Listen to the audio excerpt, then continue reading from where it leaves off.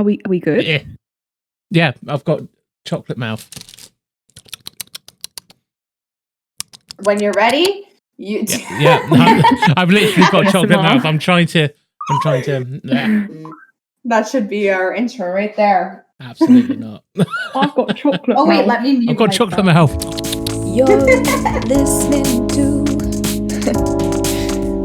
a hockey podcast where we talk about ice hockey and stuff. Yeah. Woo. Hello, everyone, and welcome to This Is a Hockey Podcast. You would never believe it. All three of us are here this week. So we've got Channelle. Hello. And Molly's decided to turn up. Hello, horseface. Oh, God. This is how it's going to go, isn't it? All right. All right. So I'm crying already. let's do some house cleaning beforehand.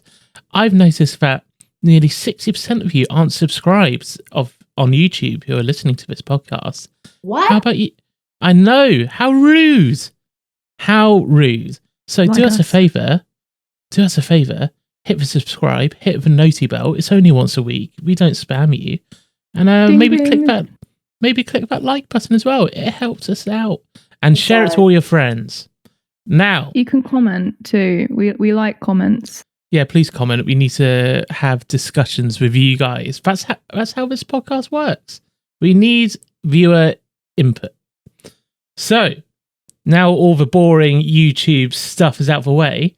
Why don't we get right on into it? Channelle, you said beforehand you had something to say. What'd it be? We have just a little bit of news this week. I would argue the number one news of the week is that Jake Virtanen has been placed on leave after concerning allegations of sexual misconduct. Not good. Now, there is not much to say about this as there are no details, but here's what we know so far, just letting you guys know. A woman who would prefer to remain anonymous claims that Virtanen and her had agreed to meet up. He took her to a hotel room where the assault occurred. She decided to come out after seeing other people share their stories, and Virtanen is currently under investigation. This is pretty much all we know. And obviously, if this is true, I hope the woman gets closure and I hope justice is served. I also hope that the NHL takes this extremely seriously. I don't want to see him on ice again if this is true. You know, I'm sure we're all tired of the why ruin a young man's career narrative. You know, let's just take this seriously. Obviously, if it comes out and it's completely false, I will retract all of the things I've said, obviously. But yeah, we're just going to keep an eye on it. Good? Yeah, sounds good. I know nothing Yep. of this, so I'm staying out of it. Very diplomatically put there, Channelle. Very much so. So yeah, we'll update you guys on anything that comes through on it. And yeah, that's all we've got to say on that for now.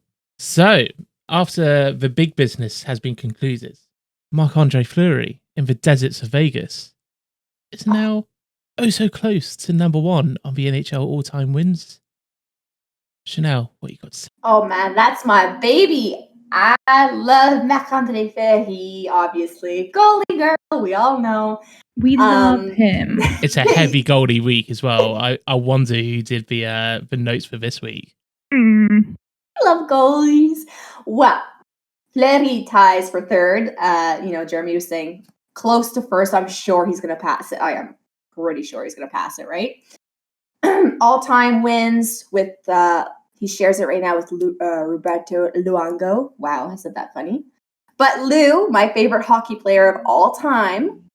So that would be 489 wins under his belt. He will clearly pass Luongo, still third, get into second first. This is amazing because Fleury is actually a major fan of Luongo. I mean, who isn't? He even used to watch him and imitate him when he was younger. So I find that kind of cute. Congratulations, Fleury! Yeah. Congrats, yeah! Woo. Congratulations to Ryan Miller. Yeah. You're doing my job for me, thank you. I thought it was a great transition. It was. Ryan Miller, the good boy. He was in Anaheim, wasn't he? When he retired. Yeah, which is funny because the majority of his career was in Buffalo, right? That's how Yep. I know him, yeah. It's been 18 seasons. He's retired. He currently holds the NHL record for most shootout wins by a goaltender in a season, which is currently 10. Kind of crazy. And of course, he won the Vezina in 2010, ending his season with a 929 save percentage. Okay, that's all I had to say about that. I mean, congratulations to Ryan Miller. He's had a great career. A long one, too. He's had a long career. It's a healthy career, that's for sure. Yeah. He's been with a couple teams here and there, you know. Ducking in and out. Oh, Stop. dear. Stop. Oh, dear. I'll be here all week. So apart from Sabres and Anaheim, where else has he played? I'm pretty sure he played for the Canucks there, but he spent the majority of his career in Buffalo, and I'm kind of glad he left Buffalo, because if he was on Buffalo at the moment, I think that'd be a really bad end of a career. Just like, I mean, Anaheim's just not a little bit, not so much better, but yeah, I know what you're saying. Yeah, but at least they've won a few more games. They haven't statistically not made the playoffs, you know? Just putting it out there. We're really getting real negative stuff to end this. Plunging in the saber and we're twisting it. It's fine. Oof, big oof. Oh, I'm sure we're going to talk about them a lot. Also, he's played for St. Louis. Oh, yeah, he did play for St. Louis. I forgot about that. Then again, St. Louis is very forgettable in my mind. Ooh. I'm being that dedicated person doing the on-site research. She's got her producer right next to her. That's what she's doing, honest. So, from Ryan Miller and his Sabre prolific career to the 2021 Sabres, who have not clinched. However, other teams have been clinching galore this week and the past couple of weeks, really. The spots for the 2021 Stanley Cup playoffs. And the East is looking dangerous, if I do say so myself. So far, Pittsburgh, Washington, and the Islanders have clinched their spots. But out of all those, I would say Pittsburgh. Oh boy, they're looking a bit more dangerous than I gave them credit for. Didn't give them much credit, did we? No, my predictions, when we cover them in a week or two. I can't wait. Oh boy. Oh dear. Oh man, we all said, if I'm not mistaken, that Pittsburgh struggled defensively, and I don't know what happened, but they picked it up, didn't they? I mean, I think I said that they're missing the playoffs entirely, let alone struggling in any area. And now they're number one as of recording in the East, and I'm just like, hey, pull of the collar, this time of year as well, the stakes are higher. So you notice teams that have been playing kind of cool to begin with, they're kind of like finding their feet. So Pittsburgh, to begin with, the first few games, they weren't looking too good. They weren't looking too sharp, but they've taken that time to be like, oh, so this is where our players excel and this is where our players don't excel. So when it comes to this important, clincher time, as we will now call it, they've really just pulled it out the bag and been like, this is what works. And I don't know what they've done, because I don't really follow the Penguins. They don't really give me much joy apart from, Crosby and the Tim Horton adverts. The only joy I get from them. So it's very interesting to see a lot of teams like this turn around, because we were saying the Flyers, they were going to be really strong, but they've fallen on the table as well. Rangers aren't in bottom place in this division. It's just about to bring them up. So what is going on there? Well, just to bring it back to what's happening to Pittsburgh, I mean, when you're not playing well defensively, like you said, you're going to have to figure it out. But also, what's your next line of defense? Literally, the goalie, right? So the goalies actually have been amazing. DeSmith, Jari, they're both in the 900 save percentage. Can't go wrong there, right? Like they've been really picking it up. So I would argue goalie is a really big factor for the Penguins. I think much of their goalies to begin with, not gonna lie. It's not like they're not the kind of goalies you'd pick up on your fantasy roster. So I'm sorry. Jari? I wouldn't pick him up on my fantasy. I love Jari. He gave me so many points. Well, he gave me so many points, Molly. To be fair, I was taking a risk and it paid off. So maybe he is a goaltender that we have to look closely at in the future. Definitely. Is he first string? He's not first string, is he? No, he's actually That's backup. interesting. Having a strong first and second.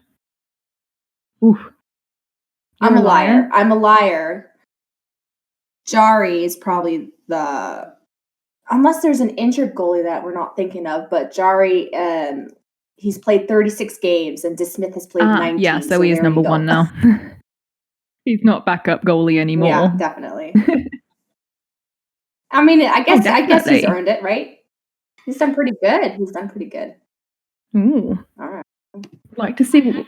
I have to say this, guys. I have to say this, and this might get me into a lot of trouble. It depends, but man, I really don't. I think these teams are so freaking boring. I'm not a fan of Pittsburgh. I'm not a fan of Washington. I'm not a fan of the Islanders or Rangers. Just not. Is that bad? They're kind of like.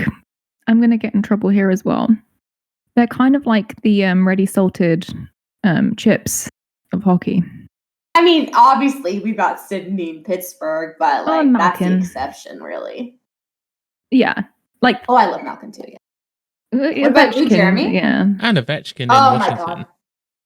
Oh my gosh, I'm going to get in big trouble. I don't like Ovechkin. The way he played against the Carolina Hurricanes was so cocky and rude and dirty, and I didn't like it. Like, he's a good player. I appreciate that. But I don't think I'd be friends with him personally. Did you guys not see him with the Stanley Cup last year when they won? I want to be friends with him. Yeah? Jeremy's just in it for the trophy. No, he wants a trophy husband. Yeah? What else are you in it for? Goalie thighs, obviously. Wait, what? He's a goalie girl now. So obviously we were talking about Pittsburgh, Washington, and New York clinching.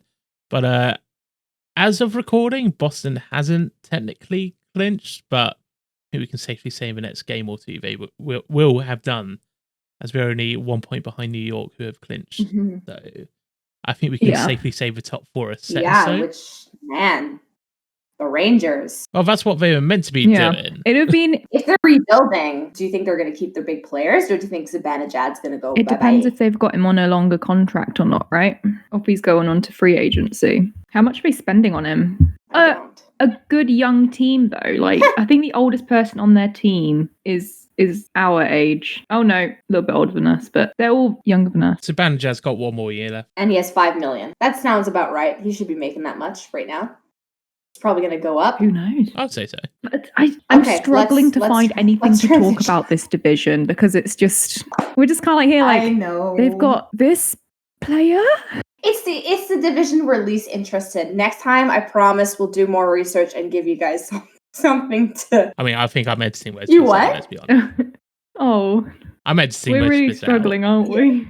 Yeah, we really are. Yeah, let's just move on. I think so. Go ahead, Jeremy. So, from a 3-team clinched division to another one, the Central has Carolina, Tampa Bay, and Florida all in the dance.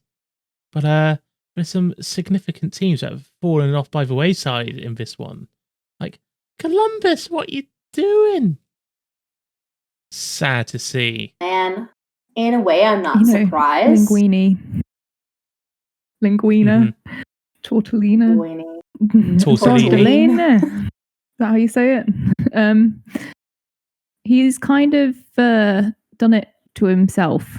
Well, it's very clear, and I think Jeremy has some things to say about this, but it's very clear that it's upper. I personally think it's GM. The GM obviously really wants to keep Tortorella as well.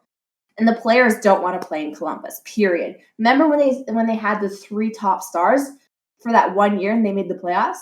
Well, they all diverged after that. No one wanted to make a deal with Columbus. So I don't know. What do you think? Yeah, so, well, The Athletic came out literally a couple of hours as of recording with a piece interviewing 3 anonymous players who had played in Columbus.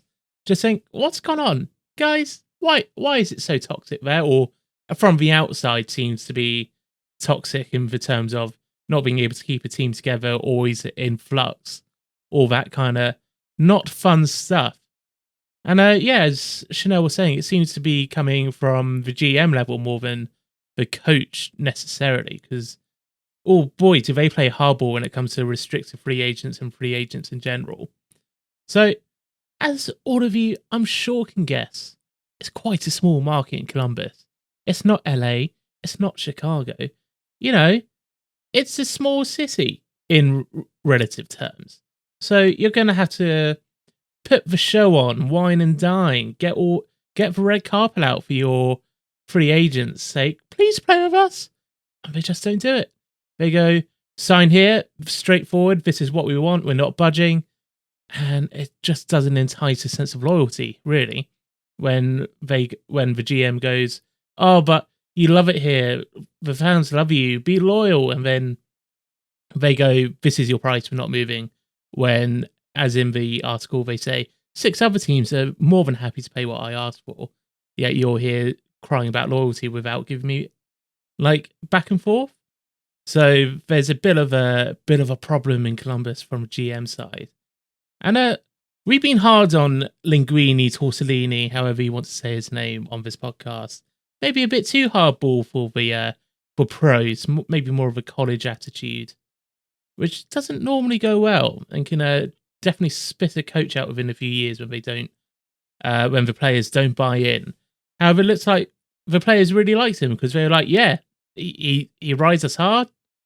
It's a tough guy to play for, but you know, at the end of the day, he teaches us great things, and as one of them says, I was 20 just coming into the league. He's exactly the type of coach you want. But only one player in the interview out of the 3 said to get rid of him, as he's too hard on the older players who've been around the track, know what's going on. So it seems like there's a bit of a toxic situation in the GM space rather than the coaching necessarily, according to these players. And I will, of course, link this article down below. You will need a subscription. That is interesting. Yeah. Proves that I was right. In one of the older podcasts, I was saying that I don't think it's Torts at all, and I think people actually like him. I kind of enjoy him. I like the hard ass that he is. I mean, sometimes he takes it too far, and he has come out and said, yes, sometimes I take it too hard. That's why I have been trying to adjust for the younger players coming into the league. So I think he's working on it. And they did say in this interview that he softened up a bit recently as well. Like they did acknowledge that, and that they don't like it when he does everything in public. Like, it could be in private, that comment kind of thing. But apart from that, they seem to really like playing for him after the fact, if you know what I mean. Yeah. So definitely seems to be a GM problem. That's a good article, though, to read. So maybe you should check out The Athletic. I was thinking about it. Would advise. Not sponsored, by the way. I literally just came out. Me and Channelle read it, and we were like, well, we have to talk about this. Like, you guys all know about Tampa, Carolina, Florida. You all know they're good. Like, what? We may as well talk about the team that was, in my opinion, meant to make the playoffs, but it's now below Detroit. It's like, maybe that's the more interesting angle on this one, guys. Wow, it didn't register until you just said it, but they're freaking last. That's crazy. Yeah. Guys, we were wrong about them, bro. I am super pumped that Florida, though, has not dodge dived and completely failed after, fighting all those injuries. Good for Florida. Oh, I'm so proud. Proud of them. Oh, we're all proud of them. I like that. Good job, Florida. Pat on the head. Yeah. They're only separated by 2 points for top 3 as well. I know. Ridiculously close. And then you've got like the Nashville and the Dallas. Oh my god! Chicago How the heck are they going to clinch this? It almost seems unfair. Like they're going to clinch the 4th place spot with an absolutely atrocious point. Like what? I mean that we're kind of seeing that trend all around the board, but 4th place is a dip. There's a clear divide. Oh, yeah, between 3 and 4, they're, 100%. Big props to Chicago, though, keeping in there despite the acknowledged blow up of a team, like, fair play. I'll give him that. I appreciate the hustle. I will also say, Carolina, this was actually in the news this week. The question is, can the Canes keep Brendan Moore, right? Yes. Right. It is very obvious that Brendan Moore has done an excellent job in Carolina. Obviously, this would be the third consecutive season with him as head coach that the Canes make it to the playoffs. They have 75 points. And it kind of sucks that people are dirtying their success, if you will, with contract talk. But yeah, Brendan Moore's contract expires after the season, so hopefully they can strike a deal with him. His goal was that the staff gets paid before him, is what he said. Because you can't quote me on this. I don't have the notes up in front of me, but I think there's some struggle with. I think Carolina's on board to lower the pay for their staff. Well, I want to say off the record as well. Like, don't quote me on this one because I will not be able to find where I saw it. So maybe with a little pinch of salt, but I did see that Carolina, the owner, can't remember the name, was saying off the ice people can be replaced relatively easier, like especially compared to on ice talent, and that's where they're going to be focusing any money saving attempts. But I know Brindamore was always, him and the GM were the two that the owner openly said no, they're worth whatever they want. So I don't think he's. I don't think so. That was what I was going to say next. Like he's a freaking Canes. No, that's fine. You said it. It's out there. I think they're going to be able to easily strike a deal with him, give him whatever he wants. He's literally a Canes superstar. It's like if Crosby were to coach Pittsburgh and you say, no, I'm not paying you to keep coaching, especially if you're good. Yeah, he's a Mr. Carolina at this point. So I thought that was an interesting thing to say, but besides that, Tampa, blah, blah, blah. Tampa, blah, blah, blah. Yeah, they're good. Surprise, everyone. Ooh, surprise. I am pleasantly surprised the tussle for number one will be interesting. Somehow are number one in the league at the moment. Oh. They're number one in the freaking league. But then again, you look at the league standings and the first 7 teams are separated by 5 points. It's insane. It's going to be a good playoff, that's for sure. It's going to be so interesting to see the different divisions when they start playing head to head. Oof, I know Avalanche are going out. What the heck are we in for? Wild have got through, okay. Well, talking about number one in the league to number one in our hearts, let's talk about the West and the old Colorado Avalanche. Oh, I'm sure this is going to be a hefty topic, eh? Where do I begin? I'm going to let you guys go. And I'll talk about the Blues. You can definitely talk about the Blues because it's in Mitigal. So, at the moment, while recording, Avalanche is currently playing the Sharks in the last few games, right? It's four games, Avs v Sharks. And the first game, Avs somehow held on and beat the Sharks because I think the Avs' biggest rival at the moment is indeed injured players. It's not whether or not they can play on the ice, it's whether or not they're on the ice. That's all it is really with the Avalanche, you know. One person breaks and everyone's like but that's how I feel about my team. Yeah, you can't really touch the Avalanche though, especially with that McKinnon and Makar pairing. Like a defenseman who can score like a forward. How is anyone going to beat that? Saying that too, like you have all your superstars, and then you have I know he's not a rookie this year, but he's still a rookie in my heart, and he doesn't come off as one. That's they really for sure. Don't. I feel like rookies on the Avalanche, they get thrown in, and they're like, "Oh yeah, you're going to have fun. You're going to skate a little bit," and then they're just kind of like, "And you're going to score," and then they're like, "I'm going to score," and then they score, and they're like, "I scored." So. That's just all that from when I've seen like them pick up their first draft players like McKinnon, and again, you know, prodigy players there. I want to point out the defenseman that they've just picked up. Well, I say they just picked up. When I was last on the podcast, they picked up some defensemen. Patrick Nemeth and who else? Timmins. he doesn't normally play on the ice normally because Graves and Girard are out for injuries. And so they were playing the Sharks and they've held their ground. Coming from, not the Avalanche, coming back to play with the Avalanche must be a big thing to do. And, any player that has been playing for another team then goes back to their own team, because, players change and everything, it must be difficult to try and like slot your place back in again. But, Avalanche is family, and when people come back, it's like they never left.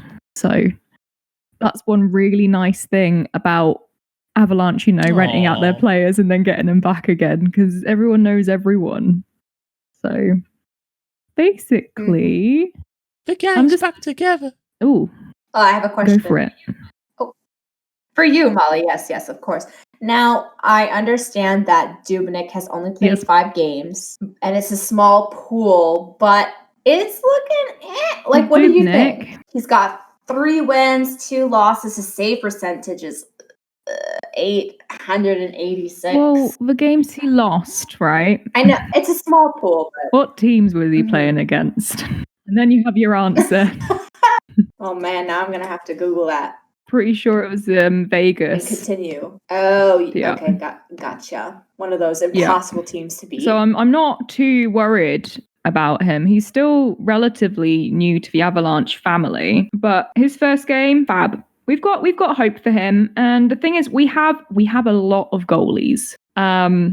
Yeah, I think Gruber's off of COVID protocol again, which is good, but he seems to keep diving out with injuries and whatnot, even if it's just kind of like, I don't know, a pulled tooth muscle. I'm not really sure on Frankie. He's all right, but I haven't really watched enough games of him to form a proper opinion. And Johansson, we love him. We must protect him. Yeah. So, we've got good goalies, which is nice for a change to have the selection, but because, Avalanche were like, oh, we're losing games and we need goalies. And it's like, now we have 5. So. Yeah. There you go. There you have just looking at all the team, I'm just like, such a good team.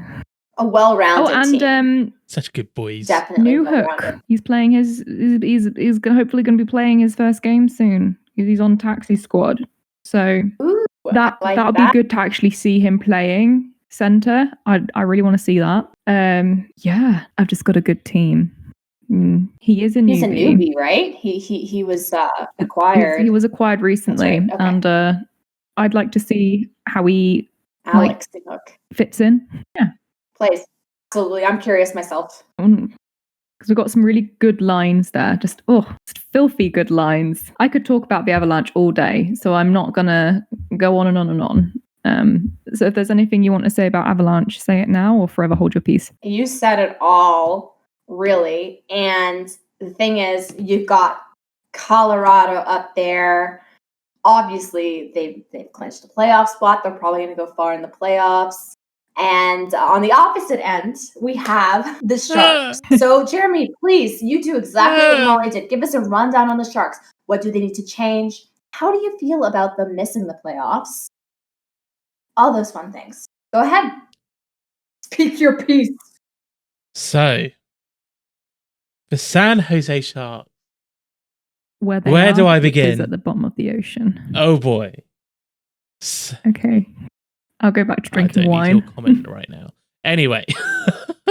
So, did we want 4th in the first place? Is the question we need to ask. I would argue no. I think we're in the perfect position of where we should be. If we're not 8th, we may as well be, at least giving the fans something to look at, going, do we want the playoffs or not? Where all the fans who actually know what's happening go like, please no. Please give us something. Please give us some future prospects to look at.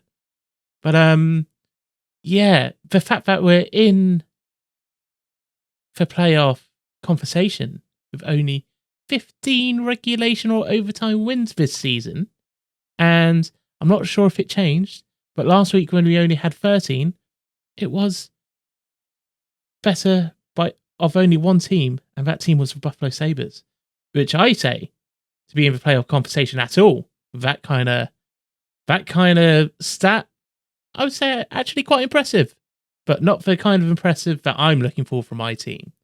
Before we won 2 games against Coyotes the week just gone, and an 8-game losing streak.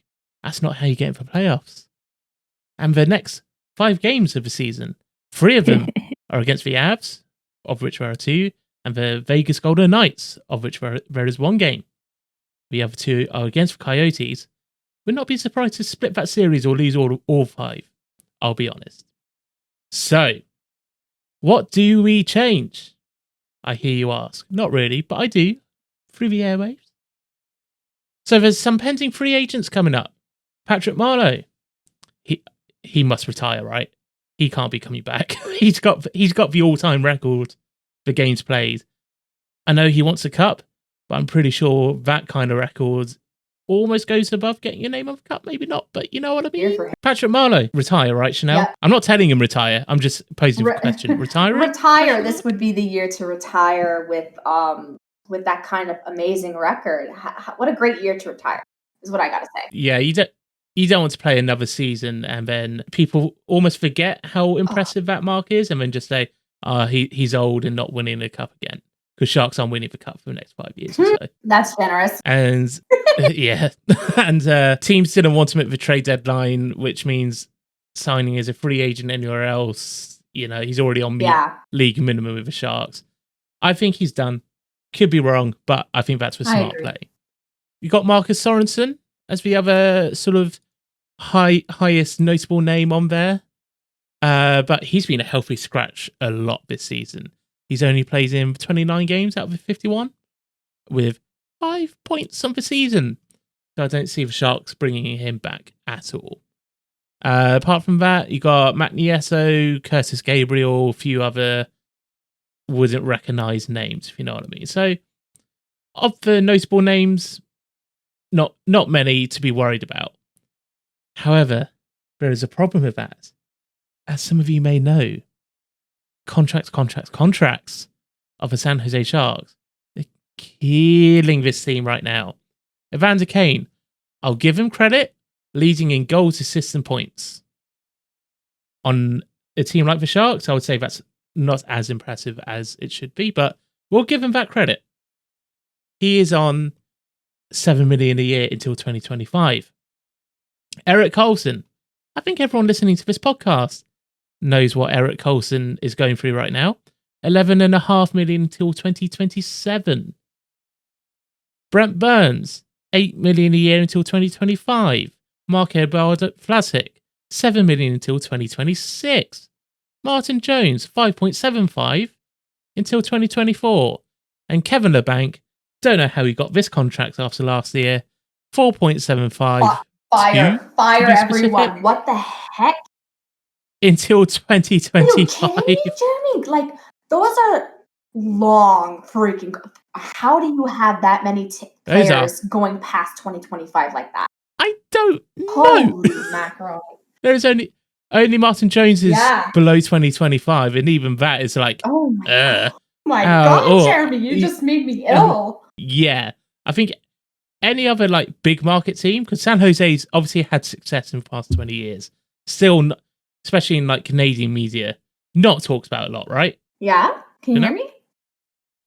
They're not talked about a lot in the mainstream media, right? Especially in Canada. No. Imagine if this cap situation was for Toronto or even Vancouver. It would never end. The conversation would never end. Every move would literally go back to, okay, what about this guy who has, you know? Exactly. It's not fun. So how do we get out of the situation? Well, an expansion draft is coming up. Yes. Again. I was just going to say that. Yeah. So Seattle obviously needs some players to fill out their little roster over there in the Northwest. Maybe do a little trade with Seattle. Say, have this big number player. You got someone to sell tickets, and it gets out, and then you don't take another player that we actually want to keep. Like, I imagine they protect Thomas Hertl. Like, how can he not? But you know, if there's another player that they can't protect, just give a trade, and then protect those players, And then also maybe just don't protect some of the higher names as well. Just shove them out because they're not doing anything for us. Such a good plan. But if we wanted to keep that sort of core, including like Hurtle and the rest, so a couple of other players, but not many. If we wanted to keep the whole of this core, out of the 81.5 million flat cap we've got now, 9 players have 63.6 million of commitments to them. Oh. Aye, what is going on? My word. I just thought of something, and I'm curious of what you think. Maybe you already have plans to talk about this, just let me know. But the Seattle expansion draft, are you going to trust the GM to even make any good moves with that? No. I don't know, because... all right. I'm back and I say no. Anyways. So, oh my gosh. So obviously he's made some interesting choices dealing first round picks here, there, everywhere. Oprah moment, you get a first pick, you get a first pick. So to trust him in any type of draft, even if they're not picking themselves, Doug Wilson, boy, trust isn't there right now. Like, ow. So that brings up the discussion, is Doug Wilson coming back next year, or does he get a year extension and gets let go in a year or something? I mean, it's not off the table, right? You can't have that kind of contract situation with a team playing as they are and not get blamed for that one. It's kind of your job. So I would say keep an eye on that as the season finishes in the next week or two, because I'd imagine that's to get ready for the draft as well. That'll be a pretty early call, right? But we only had a coaching change in the last year as well. So would the coach be out at the same time? Or would the new GM be said, no, you got the coach, you have to deal with that? I don't know.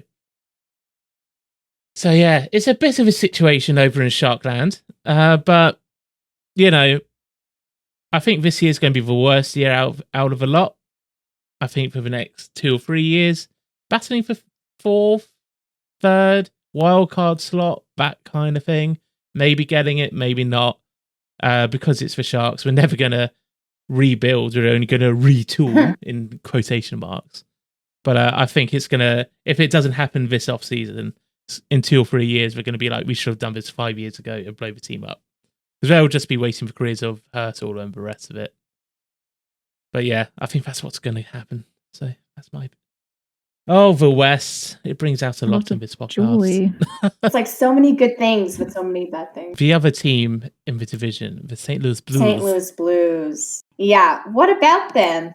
What's going on there? So the Blues are obviously, they're in the 4th place spot right now. Well, not obviously, because you know it could be stolen by the Yotes easily. It's been like back and forth between the two. I'm not completely surprised that the St. Louis Blues are not as successful as Tampa Bay has been after winning a cup. You know, I mean, we all know that when you win a Stanley Cup, you start losing your top players because, you know, simply put, you cannot afford them anymore. So teams are left filling holes. Or making bigger trades to make sure that you can even out your lines, all that fun stuff. And Tampa was already loaded with players that can play top to bottom, different lines. They're just a really good overall team. So if you lose some players, you know, you're going to be able to fill those holes. However, Tampa has not Tampa has not lost a player like Pietrangelo, right? Now, the Blues obviously lost Pietrangelo, and they forget who they got for it. Boston player. I don't know. I mean, obviously, they're not scoring anymore. O'Reilly has 22 goals this season. It doesn't scream first-line success to me. Not at all. Like, the Toronto Maple Leafs have, like, 3, 4, 5 players already on the 3rd line that has 22 goals. At goaltending, Binnington, bleh. You know, Do we make another bin Yeah, joke? we know your opinion of that boy on this podcast. In in the bin he goes. Binnington. No, seriously though, did you see all those videos? I swear to God, once a week he's just going off the ice and doing that like jump scare thing, like I'm gonna beat you up, bro. Shut up. He doesn't even look Yes! like Come at me. he doesn't It's look so like annoying. he would do that, but then also you'd be like, yeah, he'd totally do that. He picks a fight with everyone. It doesn't even matter. Like the freaking towel guys on the bench, like I'm gonna fight you. me? Like, Why are I'm you pretty looking sure at if he me? Don't focused look his at me. energy on actually being a good goalie instead of being a complete jerk, he'd be fine. Oh my God. Percentage Well, is it's fine, okay. but it's not. Yeah, sorry, go ahead. If you look at the rest of the team as well, like Mhm. top to bottom, it just looks like a bang Mhm. average team, right? They're about where they should be, like fighting for That's that what I'm fourth saying. spot. Holes. So, yeah, we gave them credit as like obviously top 4 team at the beginning, but maybe we should have realised. Like, Hey, hang on, Ryan there's O'Reilly nothing special. There's no is a pizzazz about fantastic this player. team necessarily. He was on Not Avalanche this for a very year. long time, and he was a Not very this good year. player on the Avalanche, and that's all I'm going to say. But this year I'm he's not not saying been they don't have fantastic. good. You're right. I'm not saying But they don't have good he's- players. They've got good players. Again, they have players. Oh yeah, It's one of those teams. but that's Yeah. exactly what Jeremy's saying. Exactly, They they have have average. players. That's the problem. They have players. There's Not no. this year. Oh my god, that guy kind But of. Player. perhaps it's more so parents. Exactly what we're saying. Maybe it's like, hey, maybe Riley's good, but he needs someone next to him that also produces so that they can pop off of each other. A line thing. You know, like Matthews and Marner and McDavid Mhm. and Draisaitl. I mean, obviously, probably won't get that anymore, but you know, something like that. It's a conversation. But Jeremy, you're right. They're average right now. I've still got them making the Ooh. playoffs easily. Ooh, let's see. I really hope the Coyotes make it because honestly, that's how much I don't like Binnington. I think it would be That'll be more funner, fun. but also That'll be I more think fun. I St. will Louis give you has it in the that. bag. Yeah, Yeah. Yeah.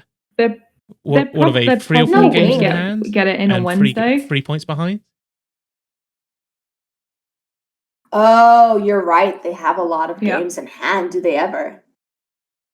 Okay. Well, Yeah. you know what?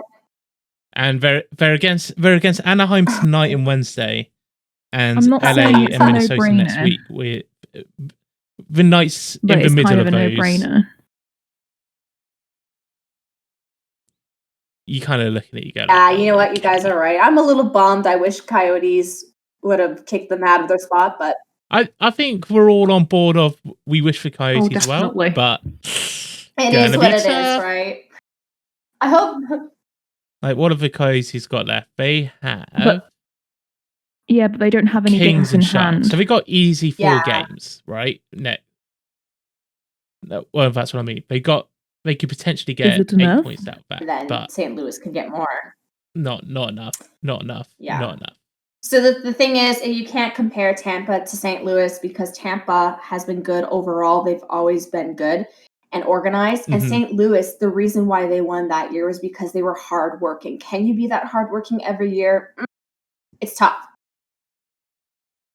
It's a Yeah. struggle. They are a that's for sure. There you hard-working go. team. That's the West Division.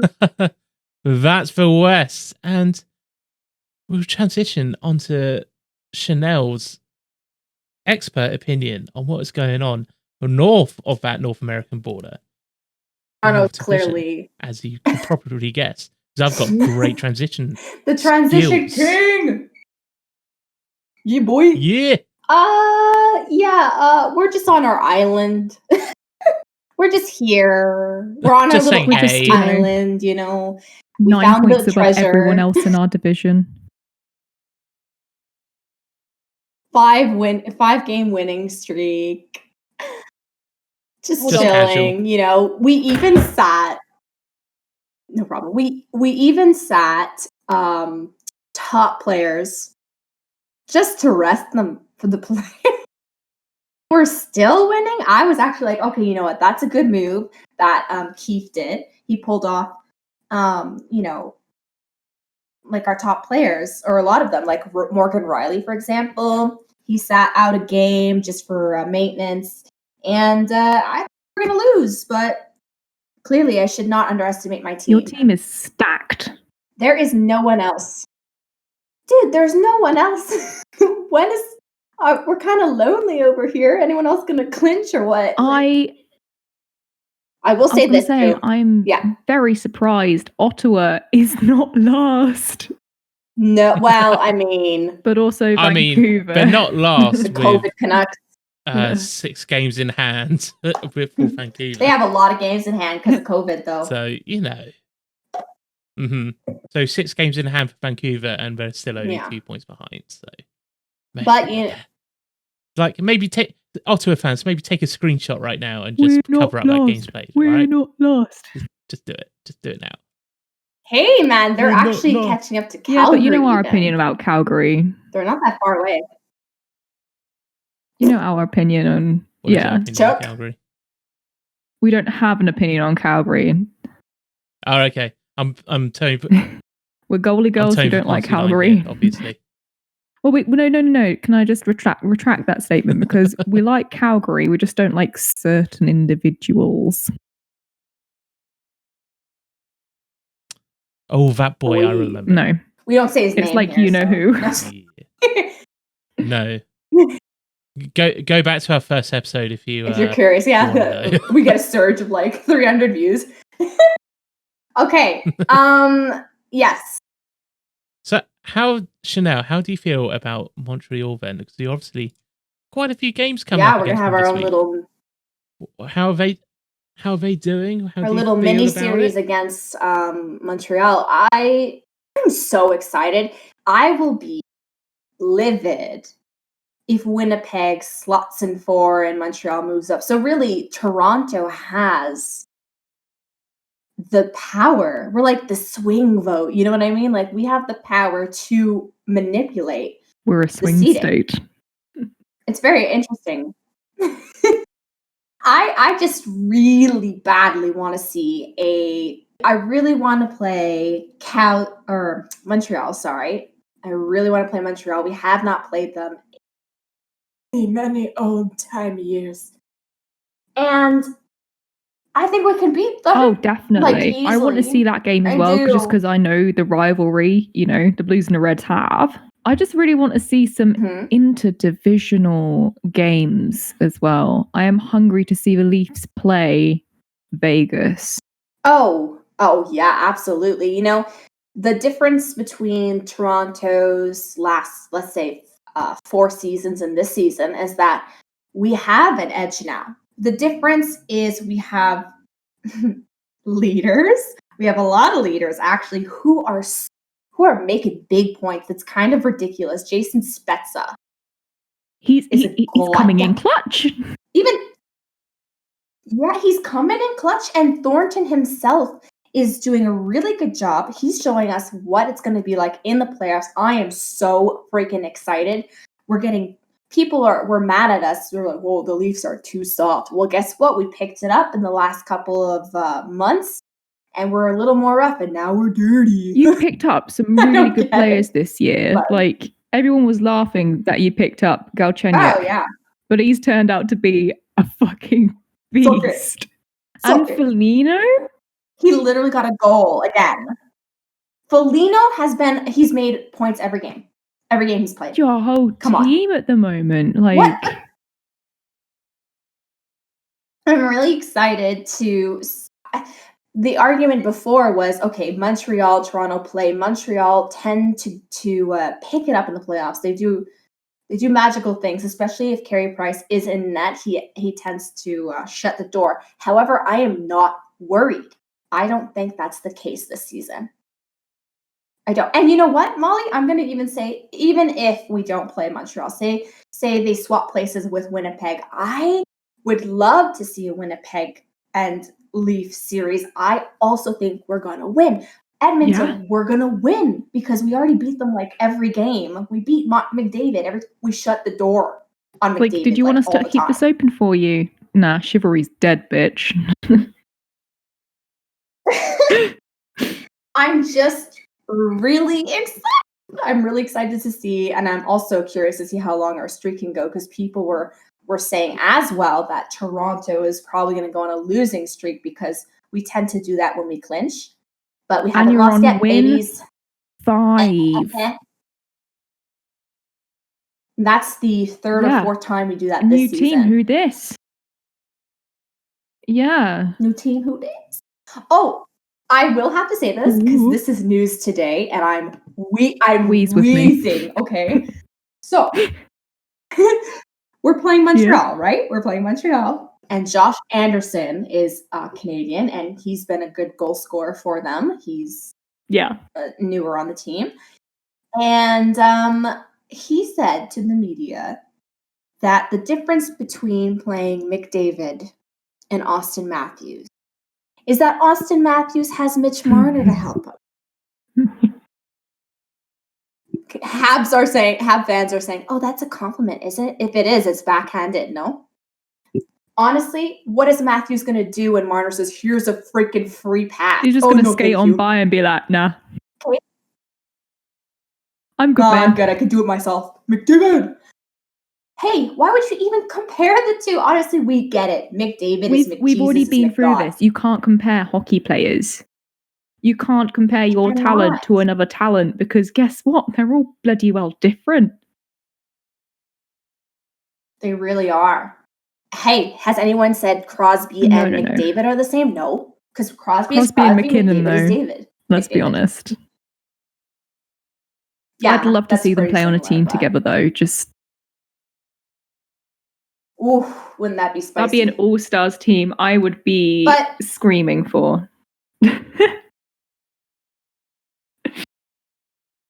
So the last thing I'll say is that people, if we do face Edmonton in the next in round 2, which might be likely, we'll see.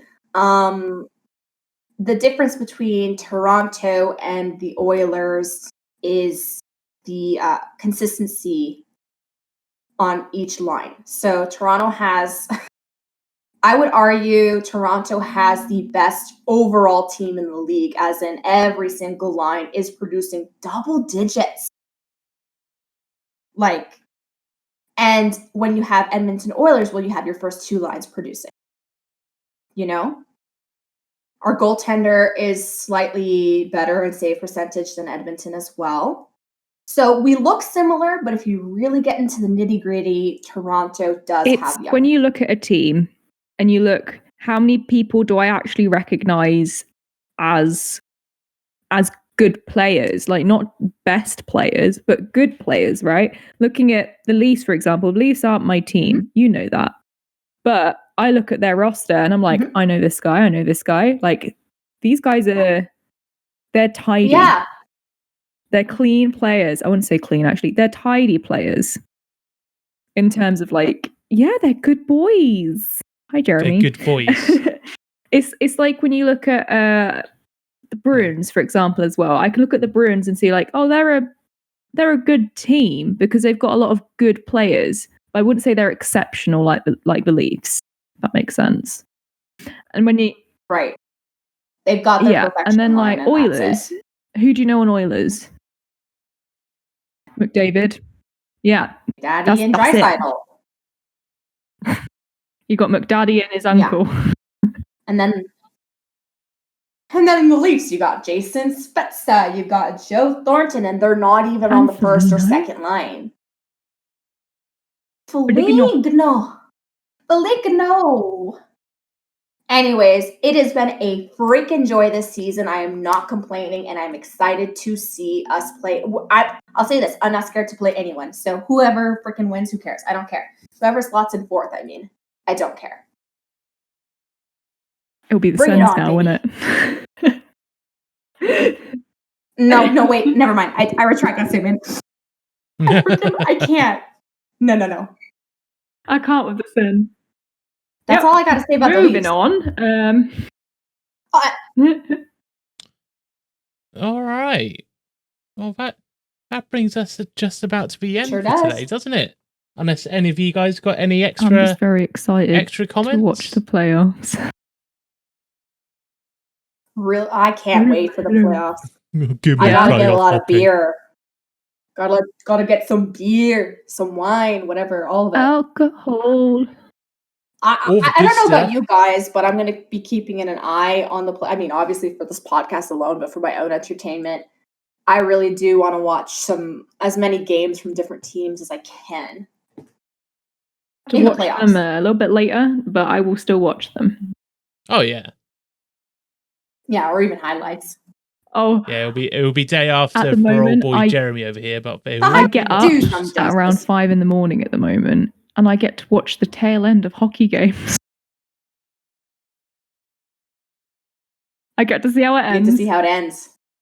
Yeah, when I get up, it's getting up at 6 and seeing Sharks are 6 in the morning, and Sharks are halfway through the third period. I'm like, oh boy, it's pain. But the life of an international hockey fan. You guys are am I champs. right? You I've deserve got some medals. thanks. I'm a successful athlete, didn't you know? Thank you. True. All right, Jeremy, close the show. All right. So yeah, that is us done. As I was saying in the beginning of the podcast, 60% of you aren't subscribed. So get on that. Click that red button below this video if you're watching on YouTube, and make it go grey by clicking it and subscribing. Push that bell. It's only once a week. We don't spam you. And like and share. Please share. Please tell people about this. We put a lot of effort into it, and I think people want to hear us. I don't know about you. You probably do. Do want other people to hear us. You're listening to us right now. You sat through an hour-long podcast. It'll be weird if you didn't. Anyway, you can follow this podcast as well and sort of talk to us and sort of dictate what we talk about week to week by engaging with us on Twitter at @ThisHockeyPod. So give that a follow. All links that have been said and will be said are in the description below. You can follow Molly. Has she remembered her Twitter name? Molly. Where can you? That's right. No horses were hurt in the production, She by the way. remembered! Yay. All right. And Channelle, where can we follow you? Me at Channelle LV on Twitter and the TikTok. The TikTok. The TikTok. Give the TikTok a follow as well, guys. That's some good content you're missing out if not. You can also follow me, your old boy Jeremy, at JWalkerMedia on Twitter, Jeremy_Walker on Twitch. And yeah, do it. Follow us. Do the things. Do the fun things. Bye. All right. Love you, boys and girls, and everything in between. Bye. Goodbye. You're listening to a hockey podcast where we talk about ice hockey and stuff. Yeah.